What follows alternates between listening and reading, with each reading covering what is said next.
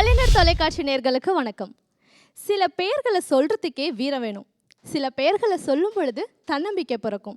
சில பெயர்களை சொல்லும் பொழுது நமக்கு தைரியம் வரும். இப்படி பெயர்களுக்கும் மனசுக்கும் நெருங்கிய தொடர்பு இருக்கு.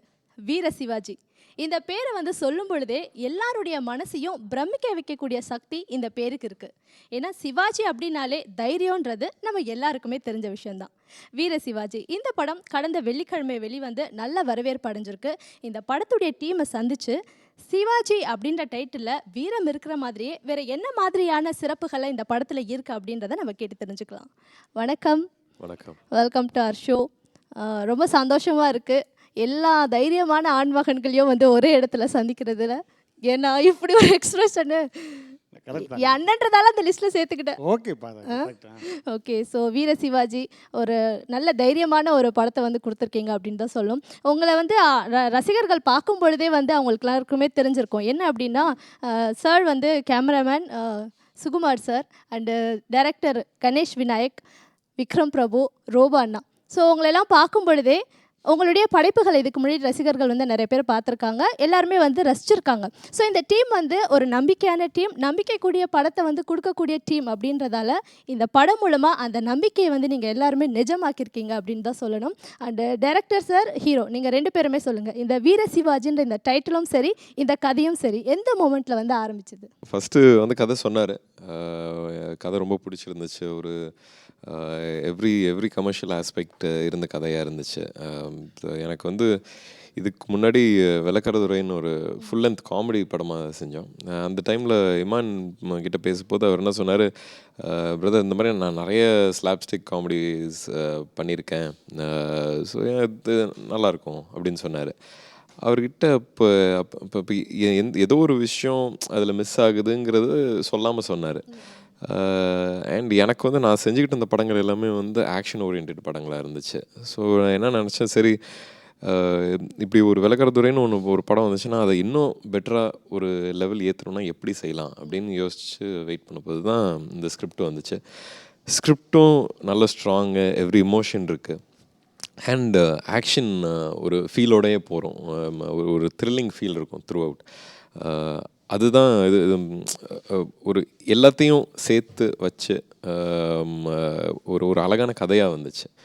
இருக்கிற கேரக்டர்ஸாக இருக்கட்டும் எல்லாமே ஒரு அவுட் ஆஃப் த ஃபில்மாக இல்லை, எல்லாமே இன் ஃபில்ம் கேரக்டர்ஸ், எல்லாமே டுவர்ட்ஸ் ஸ்டோரி ஹெல்ப் பண்ணுற மாதிரி இருந்தாங்க. ஸோ கதையாக ரொம்ப நல்லா இருந்துச்சு. இதுக்கு டைட்டில் என்ன எதுங்கிற கேட்க போது சடனாக வீர சிவாஜின்னு சொன்னார்.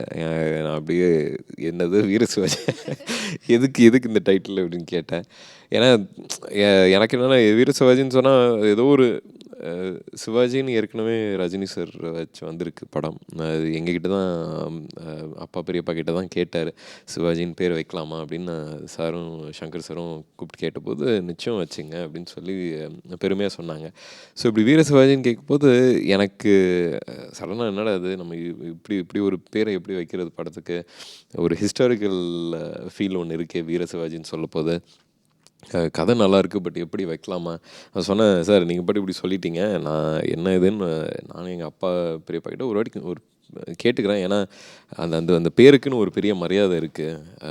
அது நான் கேட்காம நான் பேரன் தான், ஆனால் நான் என்னால் சொல்ல முடியாது, பெரியவங்ககிட்ட கேட்டு சொல்கிறேன் அப்படின்னு சொன்னோன்னே கேட்டேன். அவங்களுக்கு கதை என்ன மாதிரி அப்படின்னு கேட்டாங்க. ஒரு லைனாக சொன்னேன் அவங்களுக்கு. உனக்கு பிடிச்சிருந்தா வச்சுக்க பரவாயில்ல அப்படின்னு சொன்னாங்க. ஸோ ஒரு பெருமையாக இது ஒரு நல்ல டைட்டில் ஒரு நல்ல படத்துக்கு வச்சுருக்கோங்கிறதுல ரொம்ப சந்தோஷம். ஒரு வீரனை பற்றின கதை தான் வீர சிவாஜி. ஃபஸ்ட்டு எல்லாருமே இதை கேட்டாங்க, இது ஹிஸ்டாரிக்கல் மூவியா அப்படின்னு. இல்லை, கேரக்டரோட நேம் தான் சிவாஜி அப்படின்றத நாங்கள் தெளிவாக சொல்லிட்டோம். குங்குமத்துக்கு திலகமிட்டவர் வீர சிவாஜி, அதாவது சத்ரபதி சிவாஜி. இப்போ இந்த வீர சிவாஜி வெற்றிக்கு திலகமிட்டவர் நம்ம விக்ரம் பிரபு, அவ்வளோதான் சொல்லணும். சுகுமார் சார், உங்களுடைய படங்களில் பார்த்தீங்கன்னா ஹீரோயின்ஸ்லாம் பார்த்தீங்கன்னா அழகாக இருப்பாங்க. அவங்கள இன்னொரு நீங்கள் அழகாக காமிக்கிறீங்க. அதாவது இந்த நேச்சர் மற்ற விஷயங்கள் அந்த காட்சிகள் எல்லாம் நீங்கள் அழகாக காமிக்கிறது மட்டும் இல்லாமல் நடிகர்களையும் ரொம்ப அழகாக காமிக்கக்கூடிய ஒரு சினிமாட்டோகிராஃபர் நீங்கள். இந்த படத்தில் என்ன மாதிரியான விஷயங்கள் எல்லாம் ரொம்ப ஸ்பெஷலாக பண்ணியிருக்கீங்க? இது ஆடியன்ஸ் என்ஜாய் பண்ணுற மாதிரி சில விஷயங்கள் சொல்லுங்கள். இந்த படத்தில் எனக்கு விக்கியோட 2வது படமாக ஒர்க் பண்ண முதல்ல ஸோ கும்கிக்கும் இதுக்கும் கொஞ்சம் டிஃப்ரெண்ட் கொடுக்கணும் சொன்னோன்னே எனக்கு அவரை எப்படி டயட்டோட டிஸ்கஷன் பண்ணும்போதில் ஃபஸ்ட்டு ஹேர் ஸ்டைல் எப்படி இருக்கணும், காஸ்டியூம்ஸ் எப்படி இருக்கும், என்ன கலர்ஸில் போகலாம். ஸோ அந்த மாதிரி ஒவ்வொரு விஷயம் டிஃப்ரெண்ட் கொடுக்கணும் அப்படிங்கிறது கொஞ்சம் மெனக்கெட்டு எல்லா விஷயம் பண்ணது தான். அது இல்லாமல் ப்ளஸ் நான் தெரியும் பாண்டிச்சேரி போனேன்னாவே வேறு மாதிரி நினைப்பாங்க. ஆனால் பாண்டிச்சேரியில் எனக்கு ஒரு கேமராமேனுக்கான எல்லா விஷயமும் பாண்டிச்சேரியில் இருக்குது. எங்கே பிளாக் வச்சாலும் அழகான மரம் இருக்குது. ப்ளஸ் இப்போ சில ரெஸ்டாரண்ட் எடுக்கும்போது அதெல்லாம் ஃபாரின் மாதிரியே ஷூட் பண்ண முடியுது. ஸோ ஒரு அழகு காமிக்கிறது லொக்கேஷன் சேர்த்து தான் நல்ல லொக்கேஷன் கிடைச்சா ஈஸியாக இருக்குன்னு நினைக்கிறேன். அண்ட் இந்த படத்தில் என்ன மாதிரியான ஒரு கேரக்டர் பண்ணியிருக்கீங்க, எப்படி சிரிக்க வச்சுருக்கீங்க எல்லாரையும்? இதில் ஃபர்ஸ்ட் ஆஃப் ஆல் நல்ல ஒரு ஆப்பர்ச்சுனிட்டி கொடுத்த டைரக்டருக்கு பெரிய நன்றி சொல்லணும். எனக்கு விக்ரம் பிரபு சாருடைய ஃபஸ்ட்டு காம்பினேஷன். ஒவ்வொரு சீன்லேயுமே நாங்கள் நிறைய இம்ப்ரூவைஸ் பண்ணோம். இப்போ என் கூட நானும் யோகி பாபு உங்களுக்கு காம்பினேஷனுக்கு சொல்லும்போதே எப்படி இருக்குன்னு தெரியும். ரெண்டாவதுல கேரக்டர் பார்த்திங்கன்னா சுரேஷ் ரமேஷ்னு ஒரு ஆட் வருது இல்லையா, ஸோ அதே கேரக்டர். அதனால் விக்கிக்கெலாம் சேம். அதில் ஒரு டான்ஸ் மூமெண்ட்டில் கூட அவங்க 2 பேரும் அந்த பேண்ட்டை தூக்கிட்டு ஒரு ஸ்டெப் போடுவாங்க சுரேஷ் ரமேஷ் அந்த விளம்பரத்தில். ஸோ அதை முதற்கொண்டு எல்லாமே அப்படி வச்சு கூப்பிட்றதுமே சுரேஷ் ரமேஷ் அப்படி ஒரு ரைமிங்கில் தான் படம் ஃபுல்லாக. ஸோ நிறைய காமெடி தேட்டரில் அந்தளவுக்கு நல்ல ஒர்க் அவுட் ஆகிருக்கு. நிறைய இம்ப்ரூவைஸ் பண்ணோம். அதுக்கு பெரிய உட்காந்து பேச ஆரம்பித்தேன். ஆனால் நானும் யோகிப்போம், மாற்றி போவோம். ஒரு சீன்லாம் 3 நாள்லாம் போகும். அவருக்கு ஒரு நாளைக்கு 3 சீன் எடுக்கணும். நடந்து போகும்போது உட்காரும்போது கட்டாயி போகும்போதெல்லாம் டப்பிங்கில் போட்டு விட்ருக்கோம். அந்த மாதிரி அவரும் பக்கத்துலேயே இருந்து வாயில் அப்படியே குத்துறக்கு ரெடியாக இருப்பாப்புல. போதும் ரோப்போ விட்டுருங்கன்னு அங்கிட்டு யோகி பாப்பா ஒரு பக்கம். ஸோ அந்த மாதிரி நிறைய இம்ப்ரூவைஸ் பண்ணது அது இப்போ படத்துக்கு பெரிய ப்ளஸ்ஸாக இருந்தது. ரெண்டாவது சாங்லேயும் ஒரு சாங் சொப்பன சுந்தரியில் வேறு ஆடிருக்கோம். ஸோ அதுவும் தியேட்டரில் பார்க்கும்போது அவ்வளோ என்ஜாய் பண்ணுறாங்க எல்லாருமே. ஸோ விக்ரம் பிரபு சாரோட ஒர்க் பண்ணதில் பயங்கர ஹாப்பி. லைக்வைஸ் அதே சேம். அவ்வளோ குழந்த மாதிரி தான். ஒரு குழந்தை ஒரு இடத்துல உட்காரணும், இங்கே உட்காருமா, இந்த வந்துடுறேன் சரியா டேடி வந்துடுறேன் அப்படின்னு சொல்லிட்டு அதே இடத்துல இருப்பாங்கள்ல. ஸோ அந்த மாதிரி சொன்ன டயத்துக்கு வருவார், முடிச்சு அடுத்த செகண்டில் வீட்டில் பார்க்கலாம். ஆமாம், அந்த மாதிரி பெர்ஃபெக்டான ஒரு எந்த ஹீரோக்குமே நீங்கள் இதை சொன்னதே கிடையாது, முடிச்ச அடுத்த செகண்டில் அவரை வீட்டில் பார்க்கலாம் அப்படின்னு. இல்லைப்பா, மற்ற சும்மா அப்படி வெளியே போவாங்க, இப்போ ஃப்ரெண்ட்ஸோட கிட்ட போவாங்க இல்லையா, கரெக்டாக அடுத்த செகண்ட் அதை சாரை வீட்டில் பார்க்கலாம். அதே மாதிரி சாப்பாடு அடடா, அது நிறைய இன்டர்வியூலாம் சொல்லியாச்சு.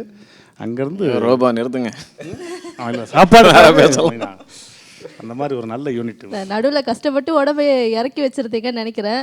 இல்லை, இந்த மாதிரிலாம் சாப்பாடு கிடைக்கும் போது அது யோசிக்கவே கூடாது. எங்கே இது வருதோ அதை ஃபுல்லாக கரெக்ட் பண்ணிடணும். Super sir. ஆனால் உங்கள் கூட நடிக்கிற எல்லாருமே சொல்கிற ஒரு விஷயம் இது, நான் காமனாக எல்லாருமே சொல்கிற ஒரு விஷயம் இது. இப்போ இருந்தே எல்லாருமே இல்லை, அது ஜென்ரலாகவே தாத்தா ஆரம்பித்த ஒரு விஷயம். என்கிட்ட நான் அப்போல்லாம் எடுத்துகிட்டு போவாங்க, நான் எடுத்துகிட்டு போக மாட்டேன். யாராவது கேட்குற வரைக்கும் நான் எதுவும் செய்ய மாட்டேன். ஏன்னா நான் டயட்டில் இருக்கணும்.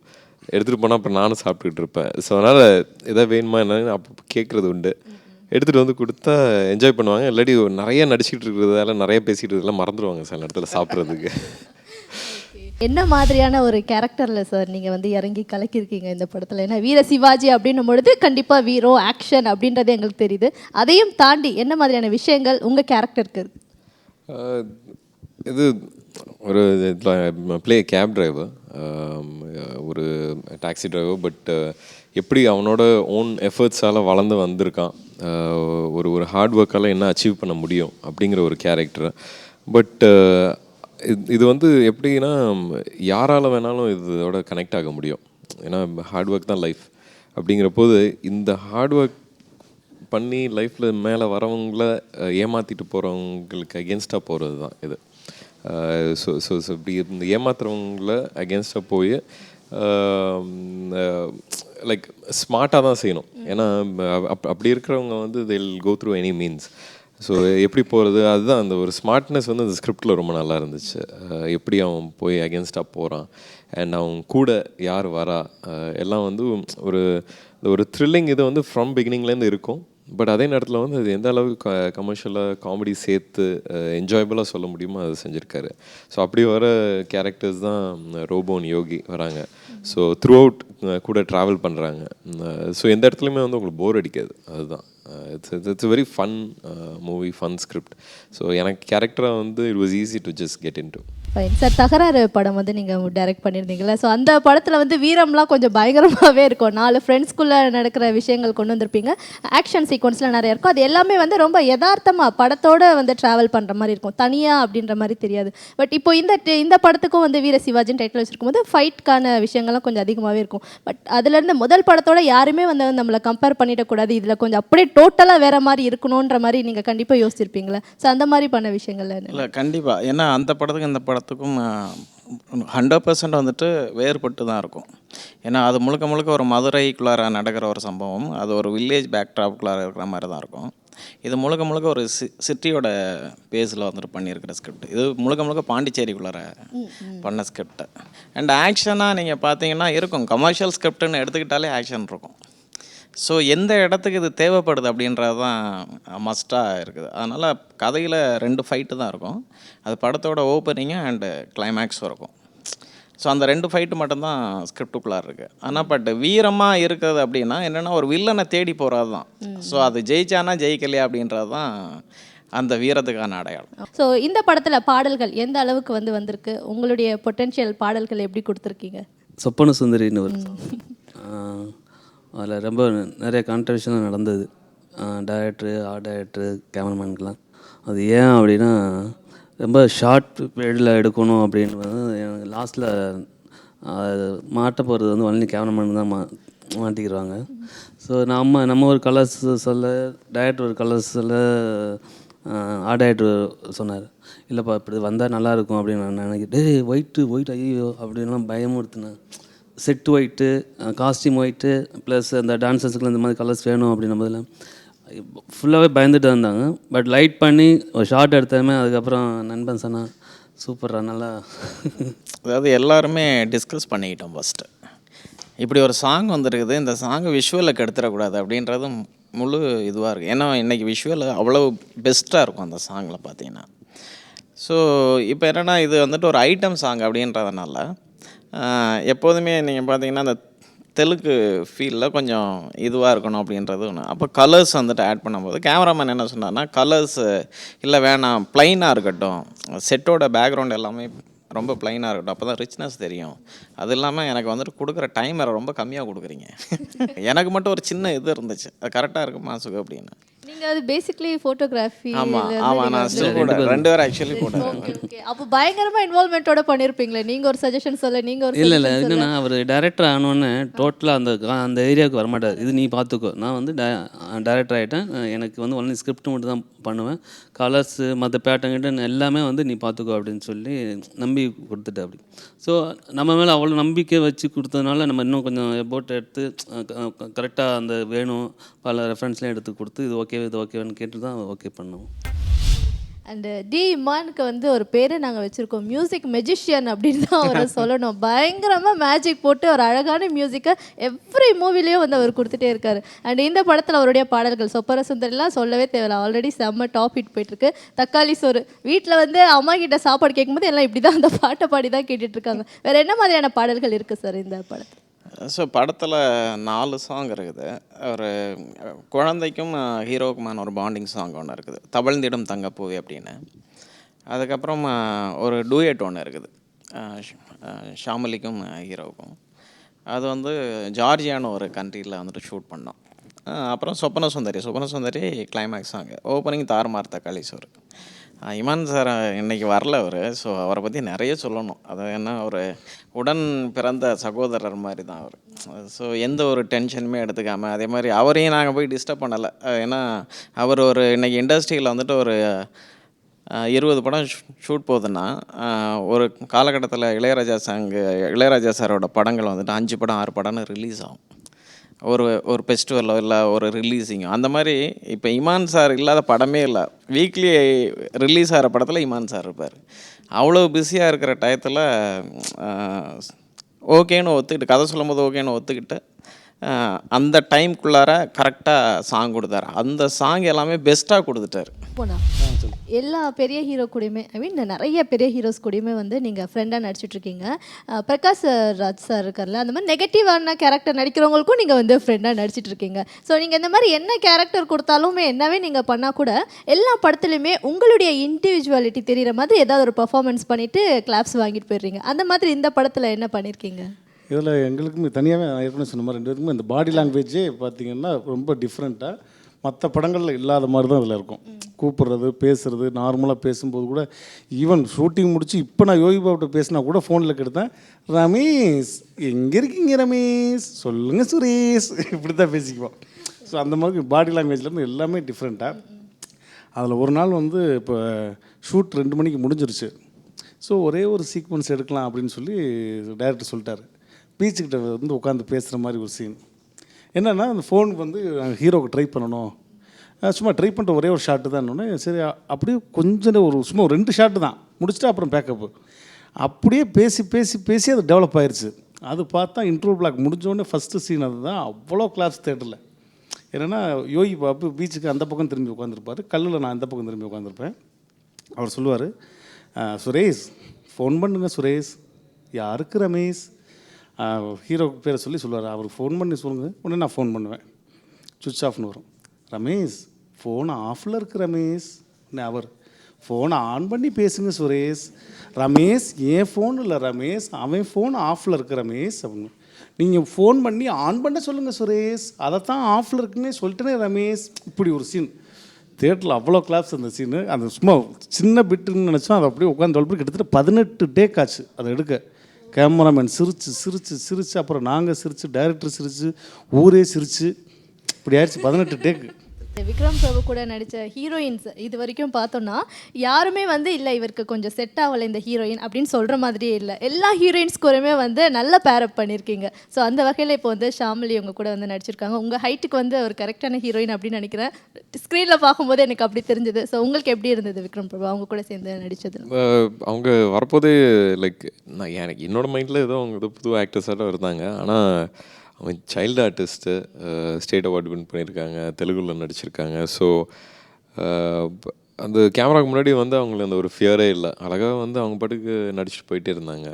ஸோ அப்படி இருக்கும்போது ஆப்போசிட்டில் இருக்கிறவங்க வந்து லைக் இப்போது இவங்கெல்லாம் ஈஸியாக லைக் ஏன்னோ அங்கே வந்து இம்ப்ரூவைஸ் பண்ணிக்கிட்டு இருப்பாங்கள்ல. ஸோ ஒரு ஒரு லெவல் ஆஃப் கான்ஃபிடென்ஸ் இருந்ததுக்கப்புறம் தான் அதை செய்ய முடியும். ஸோ அந்த மாதிரி ஒரு லெவல் ஆஃப் கான்ஃபிடென்ஸ் வேணும் ஸ்க்ரீனுக்கு முன்னே, கேமராக்கு முன்னாடி நிற்கிறதுல. அது அவங்கக்கிட்ட நிறையவே இருந்துச்சு. ஸோ ஈஸியாக இருந்துச்சு. ஒரு கான்ஃபிடெண்ட்டாக ஆப்போசிட்டில் ஒரு ஆர்டிஸ்ட் இருக்க போது நம்மளும் அதே ஃப்ளோவில் போகலாம். ஸோ அவங்களுக்கு புதுசாக புது நடிகைன்னுலாம் சொல்ல வேணாம், அவங்க நல்ல எக்ஸ்பீரியன்ஸ்டாக நடித்தாங்க. சார் இந்த படத்துடைய ப்ரொடியூசரே வந்து பார்க்குறதுக்கு ஒரு ஆக்டர் மாதிரி தான் இருப்பார் அப்படின்னு நானும் கேள்விப்பட்டேன். நான் பார்த்துருக்கேன் அவர். ஆக்சுவலி அவரும் வருவார், அவர்கிட்ட பேசலாம் அப்படின்னு நினச்சிருந்தோம். பட் மிஸ் ஆயிடுச்சு.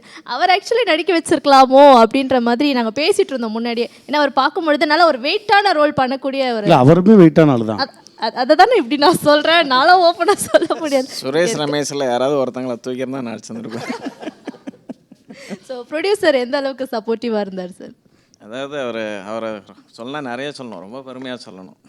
புன்னகை மட்டும்தான் என்னோட சொத்து அப்படின்னு நினச்சிக்கிட்டு இருக்கிறவர். ஸோ எதை சொன்னாலும் சிரிப்பு மட்டும்தான் கொடுப்பார். இப்படி ஒரு விஷயம் வேணும், இந்த லொக்கேஷன் வேணும்னா எடுத்துக்கோங்க, பண்ணிக்கோங்க. ஏன்னா அதை மீறி இது வரைக்கும் என்கிட்ட எதுவுமே பேசுனதில்லை அவர். அப்புறம் படம் பார்த்தார், படம் மட்டும் ரொம்ப நல்லா இருக்குன்னு சிரிச்சு, அதே ஸ்மைலோட தான் சிரிச்சுக்கிட்டு படம் ரொம்ப நல்லா இருக்குது, நான் ரொம்ப நேரம் சிரிச்சுக்கிட்டே இருந்தேன் படம் பார்த்துக்கிட்டு இருக்கும்போது அப்படின்னாரு. ரொம்ப சந்தோஷமாக இருந்துச்சு. ஸ்ரீ தேனாண்டால் ஃபிலிம்ஸ் அவங்கள வந்து இந்த மூவியில் ஜாயின் பண்ணியிருக்காங்க. ஸோ அவங்களுடைய சப்போர்ட் எந்த அளவுக்கு இருந்தது, அவங்கள பற்றி சில வார்த்தைகள் சொல்லுங்கள். இல்லை, அவங்க ஃபுல் சப்போர்ட்டு தான். படம் பார்க்குறதுக்கு படமோட வீர சிவாஜின்னு டைட்டில் வச்சு போஸ்டர்ஸ் ஃபஸ்ட் லுக் பார்த்தோன்னே அவங்க படம் சேல் வாங்கிட்டாங்க படத்தை. ஸோ அதுக்கப்புறம் படம் சர்டிஃபிகேட் வாங்கினதுக்கப்புறம் தான் அவங்க பார்த்தாங்க. பார்த்துட்டு அவர் ரொம்ப என்கரேஜ் பண்ணி பேசினார். ரொம்ப நல்லா பண்ணியிருக்கிறீங்க, படம் பெரிய ஹிட் ஆகும் அப்படின்னு. ரொம்ப சந்தோஷமாக இருந்துச்சு. உங்கள் தாத்தா உங்கள் அப்பாவோட ஃபேன்ஸ் உங்களுக்கு இருந்தாலும் உங்களுக்குன்னே ஒரு தனி கூட்டம் இப்போ இருந்துட்டு தான் இருக்காங்க. ஸோ அவங்கெல்லாம் இந்த படம் பார்த்தாங்கன்னா என்ன மாதிரியான விஷயங்களில் வந்து அவங்க இன்ஸ்பயர் பண்ணிப்பாங்க இந்த படத்துல இருந்து அப்படின்னு நீங்கள் நினைக்கிறீங்க? நிச்சயம் ஒரு அதான் இல்லை ஒரு ஹார்ட் ஒர்க்குங்கிறது ஒன்று எப்போவுமே நான் ஏற்கனவே சொன்னது அந்த கேரக்டருக்கு இருக்குது. பட் ஐ திங்க் ஒரு ஒரு பாசிட்டிவ் ஆட்டிடியூட் இருக்கும். அண்ட் லைக் நம்ம ரொம்ப யோசிக்கிற மாதிரியே ஒரு படம் எடுக்கல, ஜாலியாக வந்து என்ஜாய் பண்ணிட்டு போகிற மாதிரி ஒரு படம் எடுத்திருக்கோம். அதுவும் இந்த டைமில் யூனோ லைக் டிசம்பர்னால் என்னடா இப்படி இருக்குது அப்படி சென்னைக்கு அப்படின்னு யோசிக்கிற நேரத்தில் லைக் யூனோ ஜாலியாக வந்து மைண்டு ஃப்ரீயாக ஒரு சாங்காக இருக்கட்டும் என்ஜாய் பண்ணியிருப்பீங்க, மியூசிக்காக இது காமெடியாக இருக்கட்டும் ஆக்ஷனாக இருக்கட்டும் எல்லாமே நல்லா வந்திருக்கு.